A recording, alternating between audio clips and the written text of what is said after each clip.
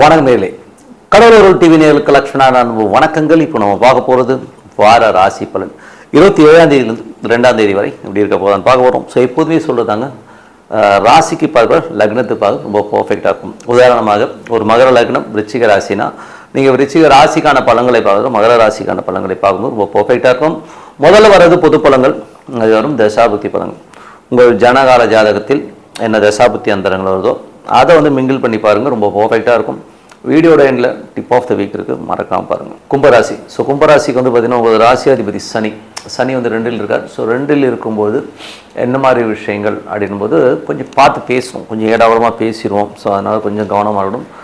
பணம் சம்மந்தமான விஷயங்கள் எல்லாமே கொஞ்சம் ஸ்லோவாக வர மாதிரி ஃபீல் இருக்கும். கொஞ்சம் வந்து பிடிவாதங்களை கொஞ்சம் விட்டு கொடுத்து போகிறது ரொம்ப ரொம்ப நல்லது. அதுக்கப்புறம் பார்த்து உங்கள் 2ஆம் அதிபதி 6ல் இருக்கும்போது வேலையில் நல்ல ஏற்றங்கள் நல்ல லாபங்கள் வர்றதுக்கான வாய்ப்புகள் எல்லாமே ரொம்ப சூப்பராக இருக்குங்க. ஸோ அதுக்கப்புறம் பார்க்கும்போது உங்களுக்கு மூன்று மட்டும் 10ஆம் அதிபதியான செவ்வாய். ஸோ 3 மட்டும் 10ஆம் அதிபதியான செவ்வாய் வந்து உங்களுக்கு வந்து 4ல் இருக்கும்போது சொத்துக்கள் விற்பனை, சொத்துக்களாக நல்ல லாபங்கள் வர்றதுக்கான வாய்ப்புகள், தொழில் ரீதியான விஷயங்கள்லாம் வந்து நல்ல க்ரோத் வர்றதுக்கான வாய்ப்பு எல்லாமே ரொம்ப நல்லா இருக்குது. ரியல் எஸ்டேட், வண்டி வாகனங்கள் விற்பனை பண்ணுறவங்களுக்கு எல்லாமே நல்ல லாபங்கள் வரும். 5, 8ஆம் அதிபதியான புதன் இப்போ வந்து 5லே இருக்கும்போது குழந்தைகள் நல்ல சந்தோஷங்கள் குதூகலங்கள் வர்றதுக்கான வாய்ப்புகள் ரொம்ப அற்புதமாக இருக்குது. அதுக்கப்புறம் கலைஞர்களுக்கு வந்து கொஞ்சம் நெருக்கடிகள் இருந்தாலும் நல்ல ஒரு பாப்புலாரிட்டி நல்ல ஒரு ரேஞ்சில் போகிறதுக்கான வாய்ப்புகளும் ரொம்ப நல்லா இருக்குங்க. 6ஆம் அதிபதி சந்திரன் சிறப்பான விஷயங்கள், நல்ல லாபங்கள், சந்தோஷங்கள், வேலையில் அடுத்த கட்டத்துக்கு போகிறதுக்கான வாய்ப்புகள், அது மட்டும் இல்லாமல் கடன் கேட்ட இடத்துல கிடைக்கிறது, நல்ல ரொட்டேஷன்லாம் சூப்பராக இருக்குங்க. இதுவரை உங்களுக்கு 7ஆம் அதிபதியான சூரியன் 6ல் இருக்கும்போது கணவனைகளோட தேவையில்லாத ஒரு சின்ன சஞ்சலங்கள், சின்ன ஒரு வாக்குவாதங்கள் வர்றதுக்கான சின்ன ஒரு மிஸ் அண்டர்ஸ்டாண்டிங் வர்றதுக்கான வாய்ப்புகள் இருக்குது. அதே நேரத்தில் வந்து பேசும்போதோ பழகும்போதோ கொஞ்சம் வந்து பேச்சுக்களில் கவனம் தேவை. அதுக்கப்புறம் பார்க்கும்போது உங்களுடைய 8ஆம் அதிபதியான புதன் 5ல் இருக்கும். குழந்தைகளால் சின்ன மனக்காயங்கள் ஏற்பட்டாலும் அது ஒன்றும் பெருசாக தெரியாதுங்க. ஸோ அதை ஓரளவு இது பண்ணிக்கலாம். அதுக்கப்புறம் உங்களுடைய 9ஆம் அதிபதியான சுக்கிரன் வந்து 7ல் இருக்கும்போது நல்ல பிரயாணம், நல்ல லாபங்கள், தொழில் ரீதியான விஷயங்கள், வியாபார ரீதியான விஷயங்களில் கொஞ்சம் நம்ம நிறைய பிரயாணம் பண்ணுற மாதிரி சூழ்நிலை கண்டிப்பாக ஏற்பட்டும். மற்றபடி வெளிநாட்டில் இருக்கணும் ஒரு பெரும் பணம், பெரிய ஒரு வளர்ச்சி வர்றதுக்கான வாய்ப்புகள் ரொம்ப நல்லா இருக்குது. அதுக்கப்புறம் பார்க்கும்போது உங்களுடைய 10ஆம் அதிபதியான செவ்வாய் வந்து உங்களுக்கு வந்து இப்போ 4ல் இருக்கும்போது நல்ல லாபங்கள், சொத்துக்களாக நல்ல லாபங்கள், நல்ல ஏற்றங்கள் வர்றதுக்கான வாய்ப்புகள் ரொம்ப அற்புதமாக இருக்குங்க. ஸோ மற்றபடி வந்து பார்த்திங்கன்னா உங்களுக்கு ஏதாச்சும் பழைய சொத்துக்கள் விற்பனை ஆகணும்னா கூட விற்பனை ஆகிறதுக்கான வாய்ப்புகள் ரொம்ப நல்லா இருக்குது. 11ஆம் அதிபதியான குரு வந்து இப்போ 6ல் இருக்கும்போது வேலையில் நல்ல ஏற்றங்கள், நல்ல லாபங்கள், ப்ரொமோஷன்ஸ் எல்லாம் எதிர்பார்க்கலாம். நல்ல வருமானங்கள் வர்றதுக்கான வாய்ப்புகளை கண்டிப்பாக கொடுத்துருங்க. 12ஆம் அதிபதியான சனி 2ல் இருக்கும்போது நிறைய செலவுகள் ஆகும், குடும்பத்தில் கொஞ்சம் ஸ்பெண்ட் பண்ணுற மாதிரி சூழ்நிலை கண்டிப்பாக ஏற்படுத்துங்க. மற்றபடி எனக்கு இதுவரை 10 பொது பலன்கள் இப்போ பார்க்கும் தசாபுக்தி பலன்கள். கும்பலக்கணமாக வந்து சூரியன் தேசாவிலும் சூரியன் 7ஆம் அதிபதி 6ல் இருக்கும்போது கணவன் மனைவிக்கு நல்ல சின்ன ஒரு மிஸ் அண்டர்ஸ்டாண்டிங் வரும், டென்ஷன், ஸ்ட்ரெஸ்ஸஸ் வரும். ஸோ அதனால் கொஞ்சம் அமைதியாக போகிறது ரொம்ப ரொம்ப நல்லது. அதுக்கப்புறம் பார்க்கும்போது கும்பலக்கணமாக வந்து சந்திர தேசாபுக்தி அந்தரங்கள். சந்திரன் வந்து பார்த்திங்கன்னா 6ஆம் அதிபதியான சந்திரன் வந்து நல்ல லாபங்களும் நல்ல ஏற்றங்கள், மற்றபடி வியாபார ரீதியான விஷயங்கள், நல்ல கேட்ட இடத்துல கடன் கிடைக்கிறது, நல்ல ரொட்டேஷன்லாம் கிடைக்கிறதுக்கான வாய்ப்புலாம் ரொம்ப சிறப்பாக இருக்குது. கும்பலக்கணமாக வந்து செவ்வாய் தசாபுத்தி அந்தரங்கள். செவ்வாய் வந்து நல்ல ஏற்றங்கள், நல்ல லாபங்கள், ரியல் எஸ்டேட் துறையில் இருக்கவங்க அவங்களுக்குலாம் வந்து நல்ல ஏற்றங்கள் கொடுக்குறதுனால பூமி சம்பந்தமான விஷயங்கள், ஏதாவது பூமி விற்பனை ஆகணும், விற்பனையாக அதனால் பணம் வர்றதுக்கான வாய்ப்புமே ரொம்ப நல்லாயிருக்கு. கும்பலக்கணமாக வந்து ராகு தேசம். ராகு வந்து ராசியிலேருந்து கொஞ்சம் அடமென்சி இருக்கும், கொஞ்சம் பிடிவாதமாக ஒரு சில செயல்பாடுகள் இருக்கும். அதனால் நம்மளே தான் கண்ட்ரோல் பண்ணிக்கணும். அதனால் வந்து கொஞ்சம் வந்து பொறுமையை கையாள்வது ரொம்ப ரொம்ப அவசியம். கும்பலக்கணமாக வந்து குரு தேசாபத்தினும். குரு வந்து வேலையில் நல்ல ஏற்றங்கள், நல்ல லாபங்கள் இருக்கும். உடல்நலம் சம்மந்தமான விஷயங்கள் கொஞ்சம் கேர்ஃபுல்லாக இருந்துக்கிறது ரொம்ப ரொம்ப நல்லது. கொஞ்சம் வந்து அடிவயிறு சம்மந்தமான விஷயங்கள்லாம் கொஞ்சம் படுத்துறதுக்கான வாய்ப்புலாம் கொஞ்சம் கவனமாக இருக்கணும்.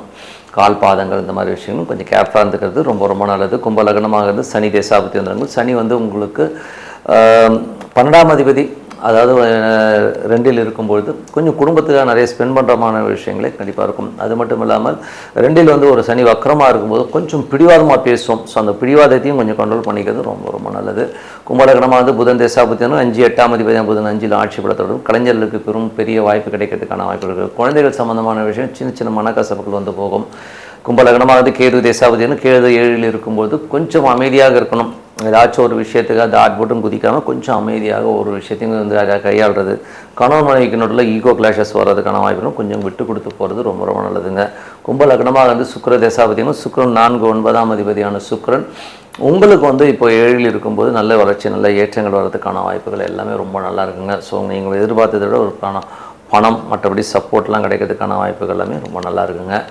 ஸோ மற்றபடி எனக்கு என்னை பொறுத்த ஒரு நல்ல ஒரு பிரார்த்தனை, மனதார இறைவனை பிரார்த்தனை பண்ணுவோம். கண்டிப்பாக நம்ம அடுத்த லெவல் போகிறதுக்கான எல்லாம் ரொம்ப சிறப்பாக இருக்குது. Tip of the week. So tip of the வீக்கில் வந்து இப்போ நம்ம பார்க்க போகிறது வந்து பார்த்திங்கன்னா பௌர்ணமி வழிபாடு. ஸோ பௌர்ணமி வழிபாடுங்கிறது வந்து ரொம்ப முக்கியமான ஒரு வழிபாடுங்க. சித்தர்கள் வந்து வழிபாடு வந்து அதுவும் சித்தர்கள் சமாதிகளுக்கு போயிட்டு நம்ம வந்து வழிபாடு பண்ணும்போது சிறப்பான பலன், ரொம்ப அற்புதமான பலன்கள் இருக்கும். ஸோ யாராரில் தான் வந்து இது வந்து ரொம்ப பெருசாக கை கொடுக்கும்னா, எப்போதுமே வந்து பிறந்ததுலேருந்தே ஒரு நோய்வாய்ப்பட்டுட்டு இருக்கேன், பிறந்ததுலேருந்தே எனக்கு கடனை விட்டு நான் வெளியில் வரவே இல்லை, ஏதோ ஒரு ட்ராப்பில் மாட்டின மாதிரி இருக்குது, எனக்கு வந்து எதுவுமே தெரியல, நாளைக்கு என்ன பண்ணுவேனே தெரியாது, என்ன ஐடியாவும் கிடையாது, எந்த ஒரு பிளானும் கிடையாது, ஒரு மாதிரி கண்ணை கட்டின மாதிரி இருக்கு அப்படிங்கிறவங்க, ஸோ இந்த மாதிரி ஆட்கள், கடன் தீராதவர்கள், ஸோ இவங்களுக்கெல்லாம் வந்து பௌர்ணமி அன்று ஒரு சித்தர் சமாதிகளுக்கு சென்று போய் வழிபாடு பண்ணுறது ரொம்ப சிறப்பான பலன்களை கொடுக்கும். அதுவும் வந்து பார்த்திங்கன்னா உங்கள் ஜாதகத்தில் குரு கேது ஒரே கட்டத்தில் இருக்குது, இல்லை குரு கேது பார்வை இருக்கிறது, குரு கேது நட்சத்திரம், கேது குரு நட்சத்திரத்தில் இருக்குது. ஸோ இந்த மாதிரி